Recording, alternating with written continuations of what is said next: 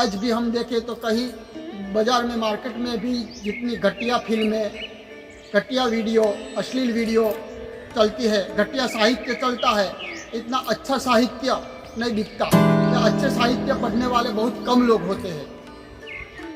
तो देखें तो आज हम देखें तो कहीं ऐसे अमूल्य पुस्तकें हैं कि जो आज समाज में से लुप्त होती जा रही है। प्रकाशक उसे छापने को ही तैयार नहीं, क्योंकि वो बिकती ही नहीं, उसे पढ़ने वाले बहुत कम लोग हैं या कोई पढ़ता ही नहीं।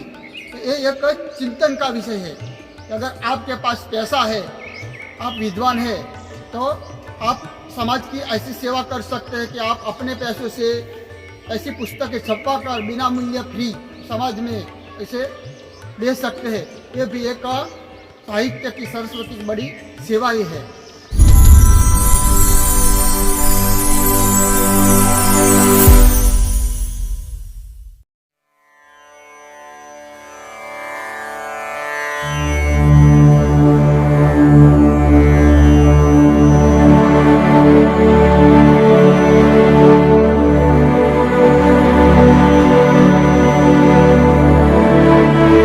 दोस्तों, 14 फरवरी 2024 यानी वैलेंटाइन दिन, यह तो आप सबको मालूम होगा, मगर इस दिन महासुद पंचमी यानी बसंत पंचमी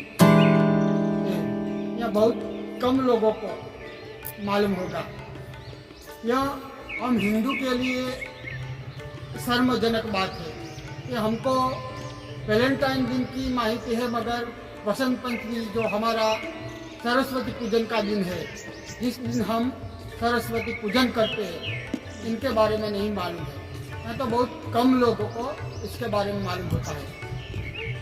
तो सरस्वती का हम रूप देखें तो सरस्वती के अलग अलग रूप है।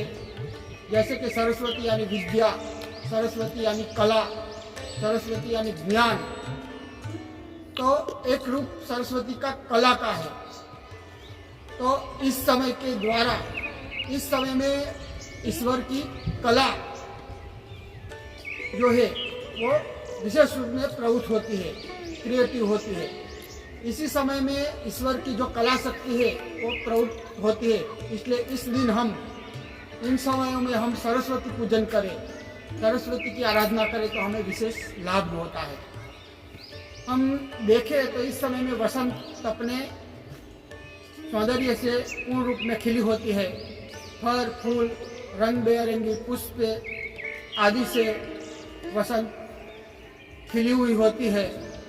प्रकृति का सौंदर्य चारों ओर खिला होता है, चारों ओर हरियाली, फल फूलों से रंग बेरंगी वातावरण, आह्लादक वातावरण से प्रकृति का सौंदर्य खिल उठता है। और जब प्रकृति पूर्ण रूप में निखर जाती है, तब हम जो रंगों का त्यौहार है होली, वह भी इस समय हम मनाते हैं। तो मेरे कहने का मतलब है कि यह हमारा प्रत्येक त्यौहार प्रकृति के साथ तालमेल का त्यौहार है। हम त्यौहार के उत्सव के द्वारा प्रकृति का ही उत्सव मनाते हैं। तो यह बसंत पंचमी भी एक प्रकार का प्रकृति का उत्सव ही है। सरस्वती पूजन के द्वारा हम प्रकृति की आराधना करते हैं। हम देखें तो ईश्वर के मुख्य 3 स्वरूप है, ब्रह्मा, विष्णु और महेश। तो उसमें सरस्वती माँ को ब्रह्मा की पत्नी बताई है। तो हम ब्रह्मा जी का स्वरूप देखें तो जिनके सफ़ेद वस्त्र है, लंबी सफ़ेद दाढ़ी है और वयोवृद्ध है, ऐसे ब्रह्मा जी बताए हैं। तो सफ़ेद यह पवित्रता का प्रतीक है, शुद्धता का प्रतीक है। ब्रह्मा जी के सफ़ेद वस्त्र और सफ़ेद दाढ़ी, इसके पीछे का मतलब यही है कि जो पवित्र है, शुद्ध है, स्वच्छ है, निष्पाप है, चारित्रवान है, उसको ही सरस्वती ज्ञान प्राप्त होता है। इसीलिए माँ सरस्वती को ब्रह्मा की पत्नी बताई है कि विद्या किसे प्राप्त होती है, सरस्वती किसे प्राप्त होती है। तो जो पानी की तरह स्वच्छ, निर्मल, शुद्ध और पवित्र है, जैसे स्वस्थ और स्थिर जल में हमें हमारा प्रतिबिंब स्पष्ट दिखाई देता है। इसी तरह जब हम पूर्ण रूप से शुद्ध होंगे तब हमारे अंदर ही स्वयं ज्ञान का आविर्भाव होगा और हम स्वयं में ही ईश्वर को देख सकेंगे और दूसरों में भी हम ईश्वर को देख सकेंगे। यही इसका पीछे का मतलब है। ज्यादातर देखें तो लक्ष्मी और विद्या दोनों का एक साथ मेल कभी नहीं होता।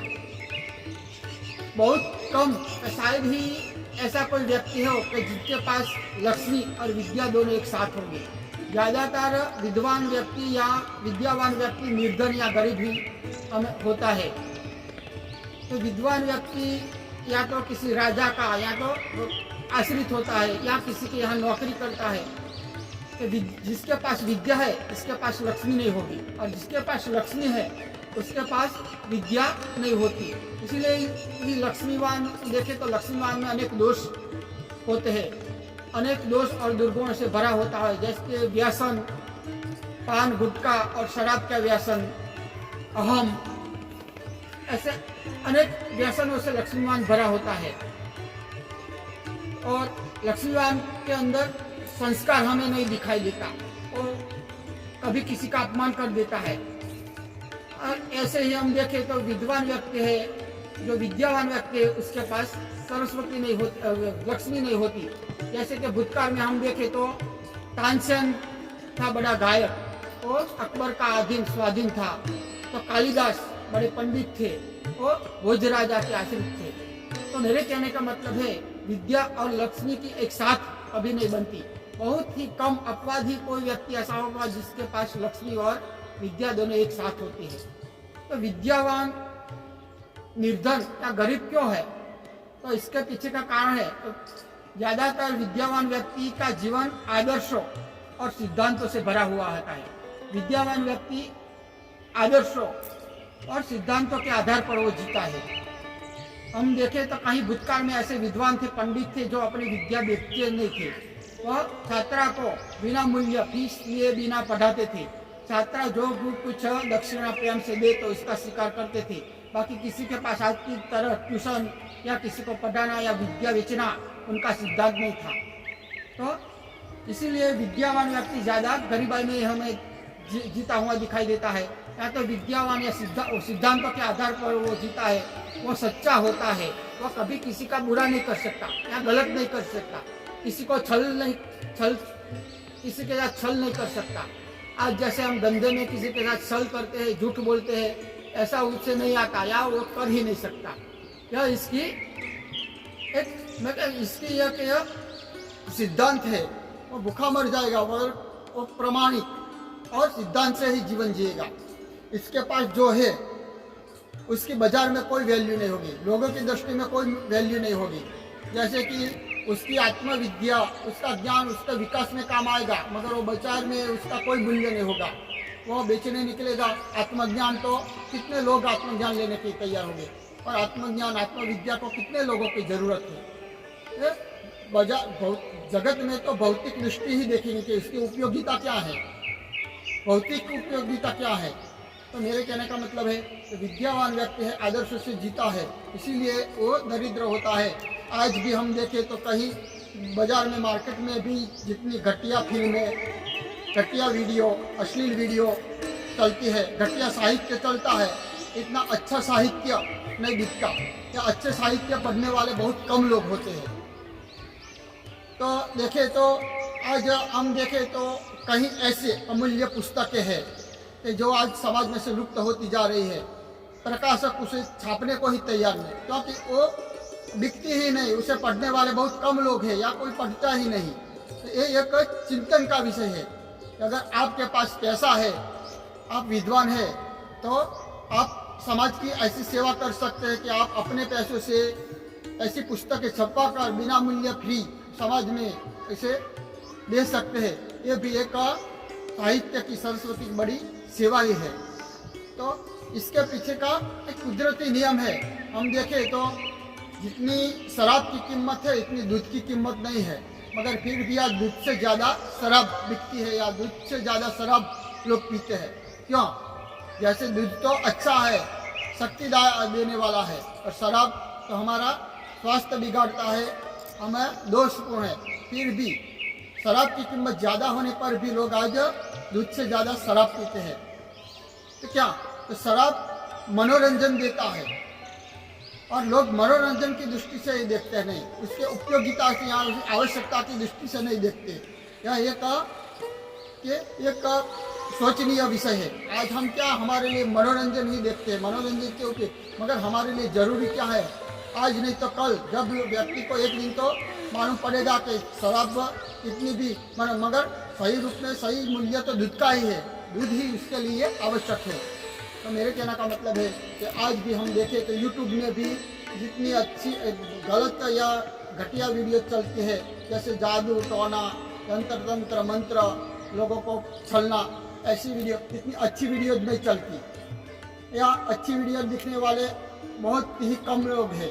यहाँ सब्सक्राइब करने वाले भी आपके जैसे बहुत कम लोग हैं। जैसे मेरी कहीं मैं अच्छी वीडियो बनाती हूँ, मगर बहुत ही कम लोग ऐसे दिखने वाले हैं आपके जैसे, और ज़्यादा लोग घटिया फिल्में या घटिया वीडियो ज़्यादा देखेंगे और सब्सक्राइबर लाइक भी यही ज़्यादा होती है। तो ये हमारा समाज का ही एक दयनीय चित्र है।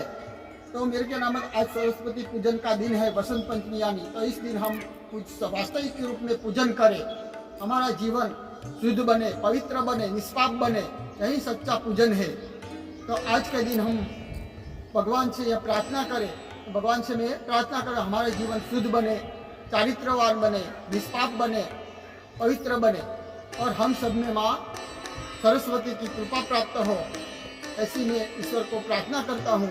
और अंत में मेरी आप सबको एक रिक्वेस्ट है कि मैं हमारी संस्कृति के हिंदू हमारी धर्म और संस्कृति के लिए जो वीडियो बनाता हूँ, तो आप ज़्यादा से ज़्यादा देखिए और शेयर कीजिए, लाइक कीजिए। मेरा ये वीडियो आपको यदि पसंद आया हो तो मेरा ये वीडियो आप ज़्यादा से ज़्यादा लोगों तक फैलाइए, शेयर कीजिए, सब्सक्राइब कीजिए और आज के दिन हम माँ सरस्वती की महिमा समझे और दूसरों को समझाए, हमारे जीवन में माँ सरस्वती की कृपा प्राप्त हो। हमारे पास जितनी भी सुख संपत्ति धन या यांत्रिक सगवड़ होगी, मगर जब तक हमारे पास विद्या नहीं होगी, ज्ञान नहीं होगी, तब हम सच्चे रूप में सुखी नहीं हो पाएंगे। आज भी कितने लोग ऐसे हैं कि जिनके पास भौतिक सुख सुविधा ज़्यादा है मगर फिर भी दुखी है, क्योंकि उसके जीवन में विद्या ज्ञान का आविर्भाव नहीं होगा।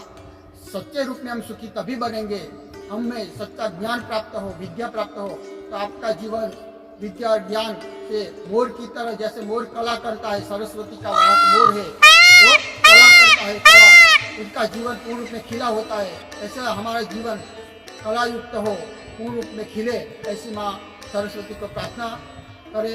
इसके साथ आप सबको मेरा जय माता दी, जय श्री। अस्तु मा सद्गमय तमसो मा ज्योतिर्गमय मृत्योर्मा अमृतं गमय।